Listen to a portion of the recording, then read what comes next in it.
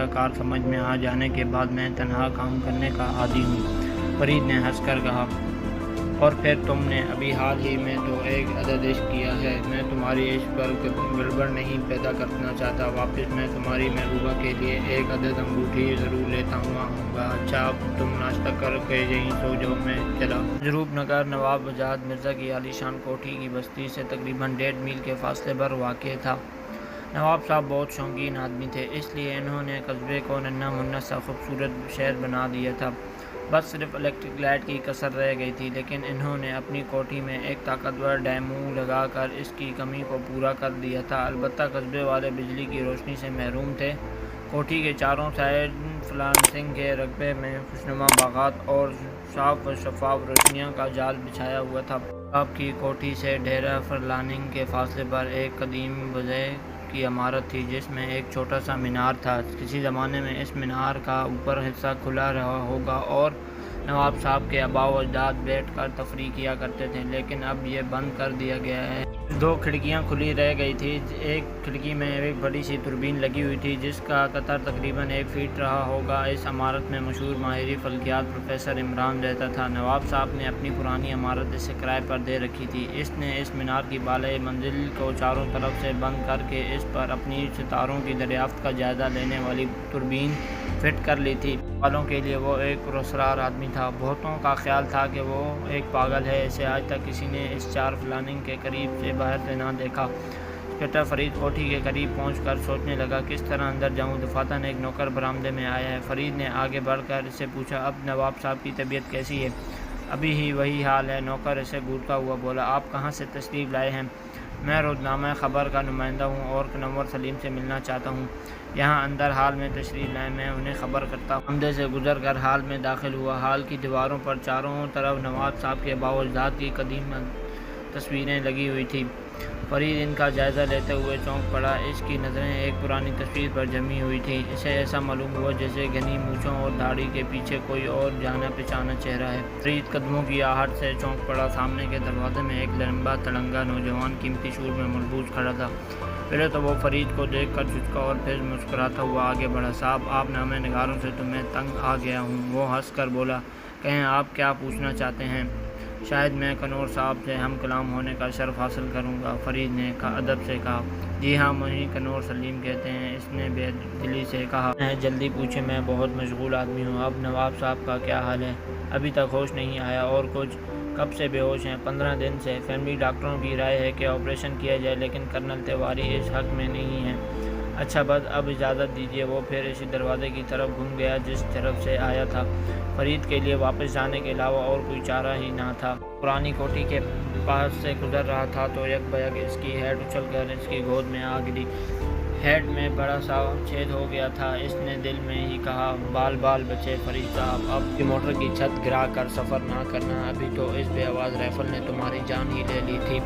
تھوڑی دور چل کر اس نے کار روک لی اور پرانی کوٹھی کی طرف پیدل واپس لوٹا۔ مہدی کی باڑ کی آڑ میں اس نے دیکھا کہ پرانی کوٹھی کے باغ میں ایک عجیب الفت بوڑھا ایک چھوٹی والی نہایت طاقتور رائفل لے کر گلیریوں کے پیچھے دوڑ رہا تھا۔ فرید مہندی کی باڑ پھلانگ کر اندر پہنچ گیا۔ بوڑھا چونک کر اسے حیرت سے دیکھنے لگا۔ بوڑھے کو دیکھ کر ایسا محسوس ہو رہا تھا کہ جسے کوئی مردہ قبر سے اٹھ کر آ گیا ہو، یا پھر جیسے وہ کوئی بھوت ہو۔ اس کا رنگ ہلدی کی طرح پیلا تھا، بال بالکل سفید تھے، چہرہ لمبا تھا اور گالوں کی ہڈیاں ابھری ہوئی تھیں۔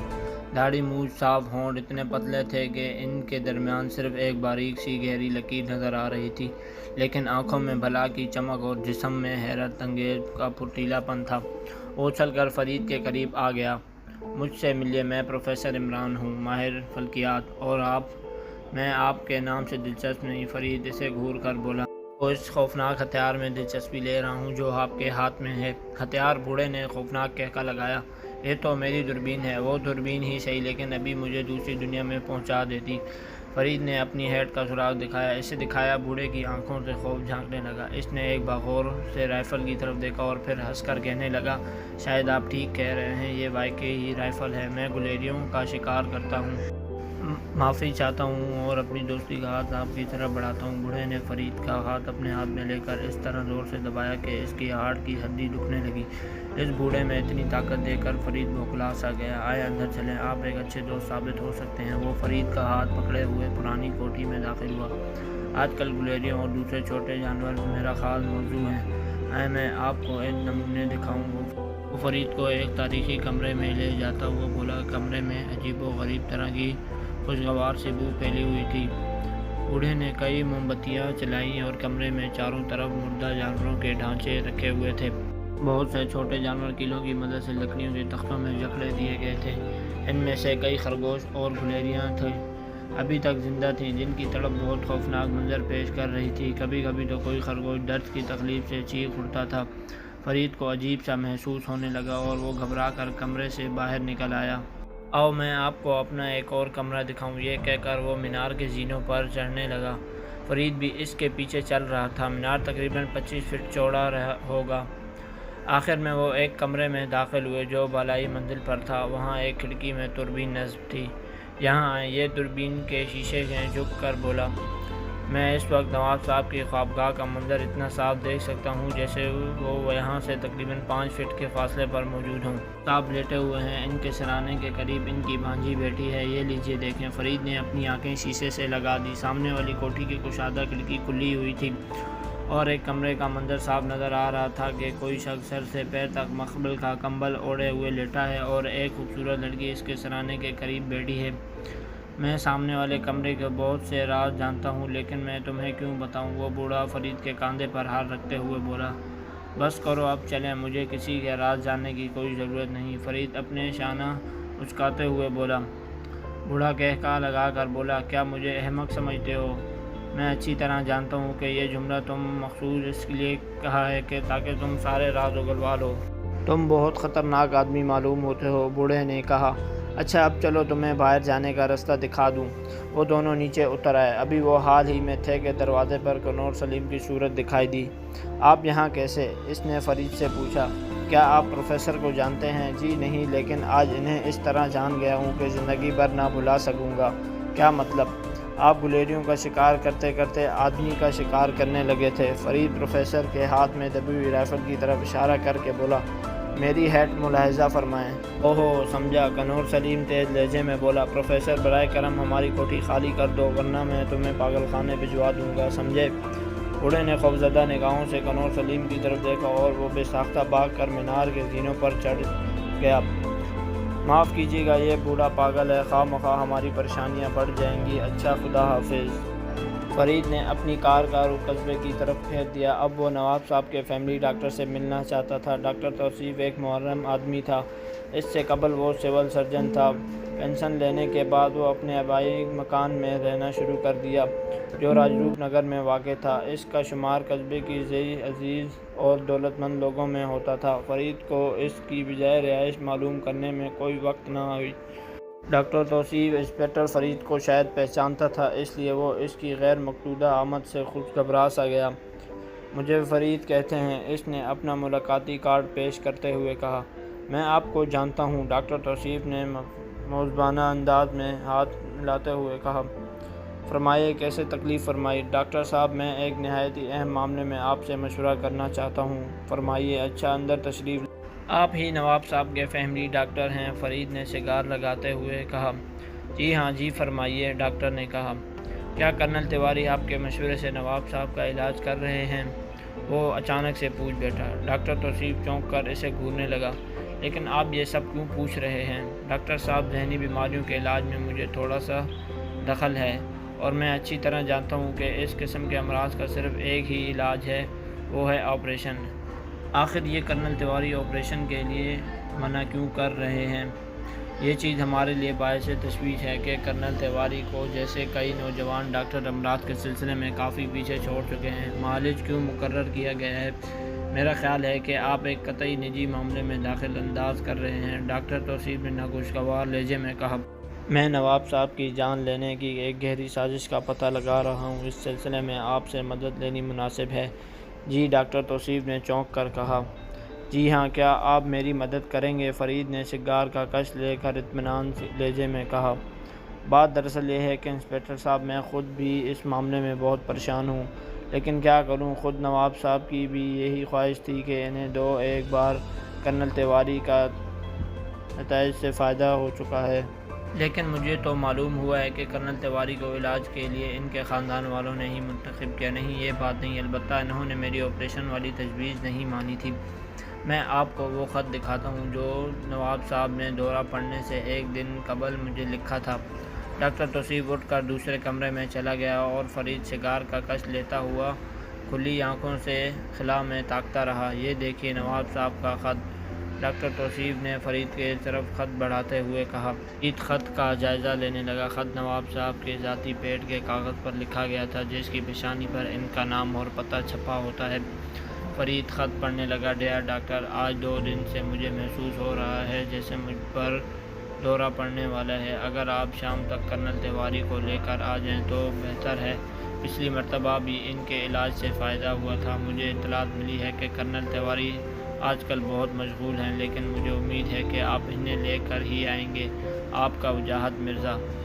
ڈاکٹر صاحب، کیا آپ کو یقین ہے کہ یہ خط نواب صاحب ہی کا ہاتھ کا لکھا ہوا ہے؟ فرید نے خط پڑھ کر کہا۔ اتنا ہی یقین ہے کہ جتنا اس پر اس وقت آپ سے گفتگو کر رہا ہوں۔ میں نواب صاحب کا انداز تحریر لکھائیوں میں پہچان سکتا ہوں۔ فرید نے کچھ سوچتے ہوئے کہا، لیکن ڈاکٹر صاحب ذرا اس پر غور کیجیے گا۔ کیا آپ نے کبھی اتنی چوڑائی رکھنے والے کاغذ کو اتنا چھوٹا پیٹ بھی دیکھا ہے؟ کس قدر بے ڈھنگا معلوم ہو رہا ہے۔ یہ دیکھیں، صاف معلوم ہوتا ہے کہ دستخط کے نیچے کسی نے کاغذ کا بقیہ ٹکڑا کینچی سے کاٹا ہے۔ ڈاکٹر، کیا آپ کو اس حالت میں ہی ملا تھا؟ جی ہاں، ڈاکٹر نے مترا ہو کر کہا، لیکن میں آپ کا مطلب نہیں سمجھا۔ بس کرنے جا رہا ہوں کہ کیا یہ ممکن نہیں ہے کہ نواب صاحب نے خط لکھ کر دستخط کر دینے کے بعد بھی نیچے لکھا ہو جیسے کسی نے بعد میں کینچی سے کاٹ کر اسے برابر کرنے کی کوشش کی ہے۔ میرا یہ خیال ہے کہ نواب صاحب فطرتاً اتنے کنجوس نہیں ہے کہ باقی بچا ہوا کاغذ باقی کاموں کے لیے استعمال کریں۔ اف میرے خدا! ڈاکٹر نے سر پکڑ لیا۔ یہاں تک میری نظر نہیں پہنچی تھی۔ بہرحال حالات کچھ کیوں نہ ہوں، کیا آپ بحیثیت فیملی ڈاکٹر اتنا نہیں کر سکتے کہ کرنل تیواری کے بجائے کسی اور معالج سے علاج کرائیں؟ میں اس معاملے میں بالکل بے بس ہوں فرید صاحب۔ حالانکہ نواب صاحب نے کئی بار مجھے سے آپریشن کے متعلق گفتگو کی تھی، اور ہاں، کیا نام ہے، اس سلسلے میں سول اسپتال کے اسپیشل ڈاکٹر شوکت سے بھی تذکرہ کیا۔ اب تو معاملہ بالکل صاف ہو گیا ہے، فرید نے ہاتھ ملتے ہوئے کہا۔ ممکن ہے کہ خط لکھ چکنے کے بعد نواب صاحب نے یہ لکھا ہو کہ اگر کرنل تیواری نہ مل سکیں تو ڈاکٹر شوکت کو لیتے آئے گا۔ اس حصے کو کس طرح غائب کر دیا؟ توصیف نے کچھ سوچتے ہوئے کہا، میرے خیال ہے کہ آپ ڈاکٹر شوکت سے ضرور رجوع کیجیے۔ کم از کم اس صوبے میں وہ اپنا جواب نہیں رکھتا۔ میں اس کی تعریفوں کے اخبارات میں پڑھتا رہتا ہوں، اس سے ایک بار مل بھی چکا ہوں۔ میں یہ بھی اچھی طرح جانتا ہوں کہ وہ نواب صاحب کا 100% کامیابی آپریشن کرے گا۔ لیکن فرید صاحب، میں کرنل تیواری کی موجودگی میں بالکل بے بس ہوں۔ ایسا شکی آدمی آج تک میری نظروں سے نہیں گزرا۔ کرنل تیواری کی آپ فکر نہ کریں، اس کا انتظام میں کر لوں گا۔ آپ جتنی جلدی ممکن ہو سکے ڈاکٹر شوکت سے مل کر معاملات طے کر لیجیے۔ آپ کرنل تیواری کا کیا انتظام کریں گے؟ انتظام کرنا کیسا؟ وہ تو قریب ہو چکا ہے، فرید نے سگار جلاتے ہوئے کہا۔ میں آپ کا مطلب نہیں سمجھا۔ تو 3 دن کے بعد کرنل تیواری کو یہاں سے تبادلہ ہو جائے گا، اوپر سے حکم آئے گا۔ لیکن خود کرنل تیواری کو بھی ابھی تک اس کا علم نہیں۔ انہیں اتنی جلدی جانا ہوگا کہ شاید وہ دھوبی کے یہاں سے اپنے کپڑے بھی نہ منگا سکے، لیکن یہ راز کی بات ہے، اسے اپنے تک محدود رکھیے گا۔ ارے یہ بھی کوئی کہنے کی بات ہے، ڈاکٹر توصیف نے کہا۔ اچھا، تو اب میں چلوں؟ آپ کرنل تیواری کے تبادلے کی خبر سنتے ہی ڈاکٹر شوکت کے یہاں لے آئیں گا۔ میرا خیال ہے کہ اس وقت پھر کسی اور اعتراض بھی گنجائش نہ رہ جائے گی۔ ہاں دیکھیں، اس کا خیال رہے کہ میری ملاقات کا حال کسی پر ظاہر نہ ہونے پائے، خصوصاً نواب صاحب کے خاندان کے کسی فرد اور اسے خطبی بوڑھے پروفیسر اس کی اطلاعات نہ ہونے پائے۔ صاحب، مجھے تو بوڑھا انتہائی خبوثت معلوم ہوتا ہے۔ میں بھی اس کے بارے میں کوئی اچھی رائے نہیں رکھتا۔ وہ آخر ہے کون؟ فرید نے دلچسپی ظاہر کرتے ہوئے کہا۔ میرے خیال سے وہ نواب صاحب کا کوئی عزیز ہے، لیکن میں اتنا جانتا ہوں کہ وہ نواب صاحب نے میرے ہی سامنے سے پرانی کوٹھی کا کرایہ نامہ لکھوایا تھا، بلکہ میں اس پر گواہ کی حیثیت سے دستخط کیے تھے۔ خیر اچھا، اب میں اجازت چاہوں گا، فرید نے اٹھتے ہوئے کہا۔ مجھے امید ہے کہ آپ جلدی ہی ڈاکٹر شوکت سے ملاقات کریں گے۔ فرید کی کار تیزی سے شہر کی طرف جا رہی تھی۔ آج اس کا دماغ بے انتہائی الجھا ہوا تھا۔ بہرحال وہ جو مقصد لے کر راجروپ نگر آیا تھا، اس میں اگر بالکل نہیں تو تھوڑی بہت کامیابی ضرور ہوئی تھی۔ اب وہ آئندہ کے لیے پروگرام مرتب کر رہا تھا۔ جیسے ہی وہ سوچتا تھا، اسے اپنی کامیابی پر پورا یقین ہوتا جا رہا تھا۔ سڑک کے دونوں طرف دور دور تک چھبیل کی گھنی جھاڑیاں تھیں۔ سڑک بالکل سنسان تھی۔ ایک جگہ اسے بیچ سڑک کے ایک خالی ٹانگا کھڑا نظر آیا، وہ بھی اس طرح جیسے وہ خاص طور پر راستہ روکنے کے لیے کھڑا کیا گیا ہو۔ فرید نے کار کی رفتار دھیمی کر کے ہارن دینا شروع کیا، لیکن دور و نزدیک کوئی دکھائی نہ دیتا تھا۔ سڑک زیادہ چوڑی نہ تھی، لہٰذا فرید کو کار سے اترنا پڑا۔ ٹانگا کنارے کو لگا کر وہ گاڑی کی طرف لوٹ ہی رہا تھا کہ اسے دو جھاڑیوں سے ایک بھیانک چیخ سنائی دی۔ کوئی بھرائی ہوئی آواز میں چیخ رہا تھا۔ ایسا معلوم ہوتا تھا کہ جیسے بار بار چیخنے والے کا منہ دبایا جاتا ہو اور وہ گریز سے نکل کر بعد میں پھر چیخنے لگتا۔ فرید نے جیب سے ریوالور نکال کر آواز کی طرف دوڑنا شروع کیا۔ وہ قدم آ قدم جھاڑیوں سے اجلتا ہوا گرنا پڑتا جنگل میں گھسا جا رہا تھا۔ دفعتاً ایک فائر ہوا اور ایک گولی سنسناتی ہوئی اس کے کارنر کے قریب نکل گئی۔ وہ پھرتی کے ساتھ زمین پر لیٹ گیا، لیٹتے رینگتا رینگتا ایک کھائی کی آڑ میں ہو گیا۔ اب وہ درپے فائر ہونے شروع ہو گئے۔ اس نے بھی اپنا پستول خالی کرنا شروع کر دیا۔ دوسری طرف سے فائر ہونے بند ہو گئے۔ شاید گولیاں چلانے والے اپنی خالی پستول میں کارتوس چلا رہا تھا۔ فرید نے کھائی کی آڑ سے سر نکالا ہی تھا کہ فائر ہوا، اور اگر وہ تیزی سے پیچھے کی طرف نہ گر گیا ہوتا تو کھوپڑی اڑ گئی ہوتی۔ دوسری طرف سے پھر اندھا دھند فائر ہوئے۔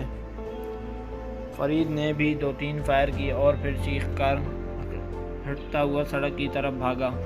دوسری طرف سے اب بھی فائر ہو رہے تھے، لیکن وہ گرتا پڑتا بھاگا جا رہا تھا۔ کار میں پہنچتے ہی وہ تیزی سے رفتاری سے شہر کی طرف روانہ ہو گیا۔ شام کے اخبار شائع ہوئے تو سارے شہر میں سنسنی پھیل گئی۔ اخبار والے گلی کوچوں میں چیختے پھر رہے تھے کہ انسپکٹر فرید کا قتل، ایک ہفتے کے اندر اندر آپ کے شہر میں 3 قتل۔ شام کا تنازع پرچے پڑے ہوئے اخبار میں پورا واقعہ درج تھا۔ آج 2 بجے دن کے انسپکٹر فرید کی کار پولیس اسپتال کے کمپاؤنڈ میں داخل ہوئی۔ انسپکٹر فرید کار سے اترتے ہی وقت لڑکھڑا کر گر پڑے۔ کسی نے ان کی دائیں بازو اور بائیں کے شانے کو گولیوں سے نشانہ بنایا تھا۔ فوراً ہی طبی امداد پہنچائی گئی، لیکن فرید صاحب جان بحر نہ ہو سکے۔ 3 گھنٹے موت و حیات کی کشمکش میں مبتلا رہ کر وہ ہمیشہ ہمیشہ کے لیے رخصت ہو گئے۔ یقیناً یہ ملک و قوم کے لیے ناقابل تلافی نقصان ہے۔ انسپکٹر فرید غالباً سبیتا دیوی کے قتل کے سلسلے میں تشفین کر رہے تھے، لیکن انہوں نے اپنی سرکاری روزنامے میں کسی کی کوئی خانہ پری نہیں کی۔ چیف انسپکٹر کو بھی اس بات کا علم نہیں تھا کہ انہوں نے سراغ رسانی کا کون سا طریقہ اختیار کیا تھا کہ ابھی تک کوئی نہیں بتا سکتا تھا کہ انسپکٹر فرید آج صبح کہاں گئے تھے۔ بظاہر ان کی کار پر جمی ہوئی گرد اور پہیوں کی حالت بتا رہی تھی کہ انہوں نے کافی لمبا سفر طے کیا۔ انسپکٹر فرید کی عمر 30 سال تھی۔ وہ غیر شادی شدہ تھے۔ انہوں نے 2 بنگلے اور ایک بڑی جائیداد چھوڑی ہے۔ ان کی کسی وارث کا پتہ نہیں چل سکا۔ یہ خبر آگ کی طرح سارے شہر میں پھیل گئی۔ محکمہ سراغ رسانی کے دفتر میں ہلچل مچ گئی۔ انسپکٹر فرید کے دوستوں نے لاش حاصل کرنے کی کوشش کی، لیکن انہوں نے دیکھنے کی اجازت تک نہ دی، اور کئی خبروں سے معلوم ہو رہا تھا کہ پوسٹ مارٹم کرنے پر 5 یا 6 زخم پائے گئے ہیں۔ یہ سب کچھ ہو رہا تھا، لیکن سرجن حمید نہ جانے کیوں چپ تھا۔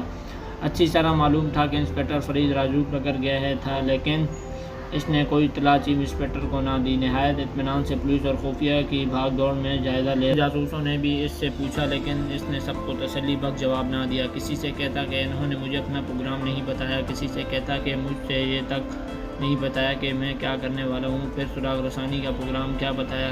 کسی کو یہ جواب دیتا ہے کہ وہ اپنی چھٹیاں کینسل کروا کر اپنے مشن پر چلا گیا۔ تقریباً رات کے 10 بجے ایک چھوٹی حیثیت کا نیپالی چوروں کی طرح چھپتا پھرتا سرجن حمید کے گھر سے نکلا۔ بڑی دیر تک وہ یوں ہی بے مصروف سڑکوں پر مارا پھرتا رہا، پھر 1 گھنٹہ شراب خانے میں گھس گیا۔